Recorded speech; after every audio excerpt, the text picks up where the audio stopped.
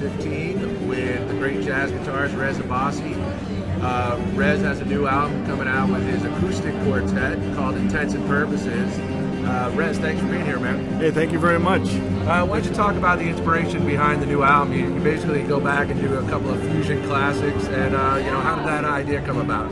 Well, I mean, the entire album is covers the fusion classics, as you said, from people like Chick Corea, which is Return to Forever, Herbie Hancock, et cetera, many great tunes and records that came out of that era.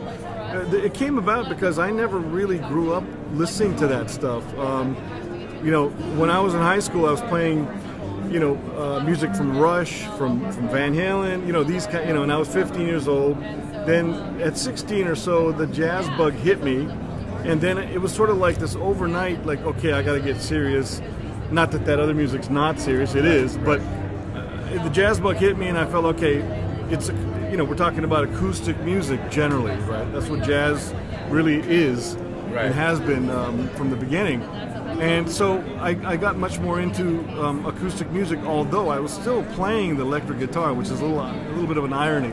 Right. But so when I first discovered fusion, then, which was a few years after that, from the 70s, it kind of sounded a little bit too much like the stuff I had just left.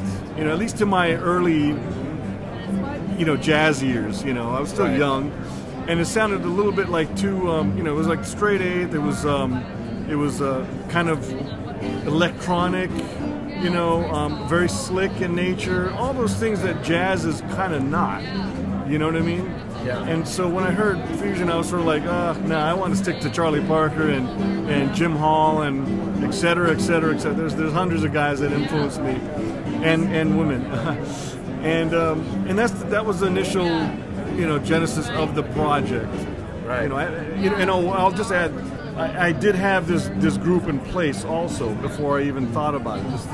This acoustic group called ROC, Rez Abbasi Acoustic Quartet, and because I knew that these guys would just, you know, interpret it in a very different manner than what was the intent of the 70s, I instantly, it was just a flash. It was like, okay, I got to do this. You know, that's the best. Right, and so usually you play D'Angelico semi-hollow body, and so for the acoustic project you play a Guild Songbird and a fretless Washburn that you converted yourself, right? Yeah, I mean, I never thought I'd, look, I mean, I'm sure the company is great, the Washburn company, but I would have never thought I would use a Washburn, but it was a custom shop Washburn, but I paid pretty well, you know, I paid some big bucks on it for, you know. That was sitting around my house for a long time, and I didn't know what to do with it. And I always, at the same time, I always wanted to do a fretless thing.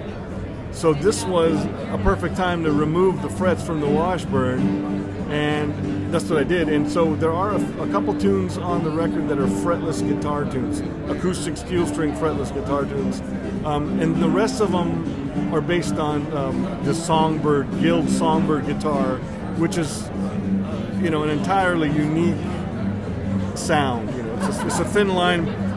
I just talked to Guild, in fact, and they said they're coming out with them maybe again. Oh, wow. Because for a while they stopped making them because everybody wanted like these, you know, more like strummy guitars, and this thing's thin line and it doesn't project like a big guitar, but when you put mics up to it, it's a different kind of thing. It really sounds unique, childlike almost, which is great. Yeah, and so with you today, you have a Teton guitar. Tell us a little bit about what you're playing over here. Well, this is interesting. I was simply looking for a guitar at the NAMM show to do this interview with, and there are some great ones out there, no doubt about that, but they weren't quite set up so well. And you know, I like playing, you know,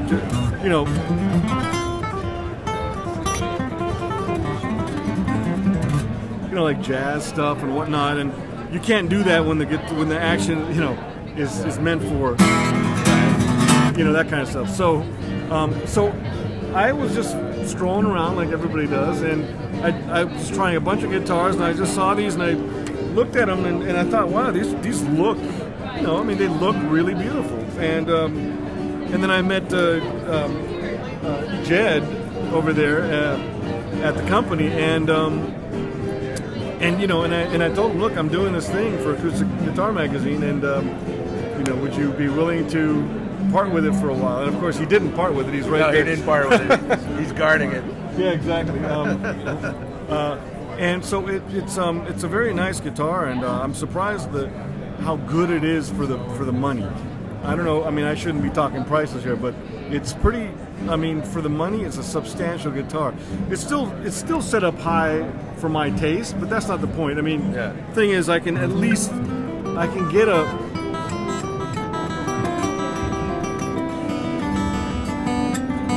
You know, I can get a feel for it, and I know if I just put a different string set on it, it would just hum, and it would be fantastic. So, this is a really neat company. They're a 4th generation company, and I'm really into family-owned underdog companies. I really enjoy supporting them. So, Chesborough Music is what the mother company is, and they're doing these wonderful guitars. There's a few other ones that I really liked also. What did you like about this one in particular? Well, I mean, for sure for me, it's the playability. It just, you know, it's hard to even say. You know, I mean, it's just you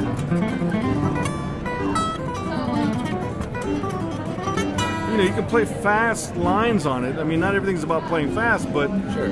When you need to play fast, if the guitar doesn't give, you're not going to be playing your emotional output, whatever you want. So this, it has that speed ability, and it just feels really, really good. I mean, look at, I mean, it's just such a nice axe, and then it also has a, I mean, it's hard to hear in the NAMM show, but I can tell that just off the open chords.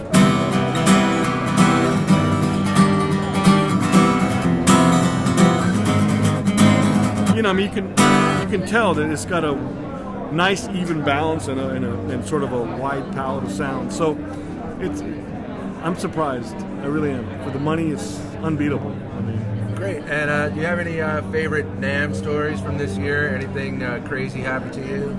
You know, NAMM's gotten less and less crazier over the years. It's kind of like New York, where I'm from. You know, it's sort of like. When I first moved to New York, you know, you couldn't walk the streets without looking around, and you know, and now it's like Disneyland. A lot of the places, you know, they've really done something to it, a number on it. I'm not saying the NAMM is totally like that, but it just seems that there's just, you know, the sound police are walking around. There are no more women with the bathing suits. You know, it's just. I think you're not looking hard enough. Oh really? Oh yeah. Tell me what booth that is. No. But. There are no major stories. I mean, nothing weird enough to talk about. I mean, it's been fun to bump. Look, there's one story from me. It's a personal story. It's a guitar teacher of mine named Les Weiss, who is a jazz guitar teacher and a jazz guitarist. I haven't seen him for 30 years. I haven't talked to him, seen him for 30 years. But I used to study with him at GIT when I was 16 or something like that.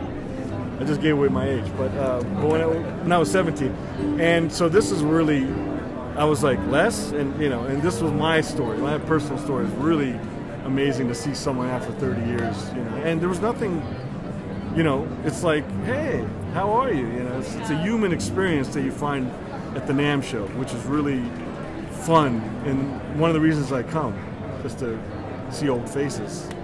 Well, I'm sure Les is very proud of what you've been able to accomplish with your guitar, and yeah, he said that. He said that today, actually, which is nice. Well, great, Rez. We thank you so much for joining us, and I hope you enjoy the rest of your show. And good luck, man. Thank you very much, Mark. Appreciate it. All right. All right. Thank you.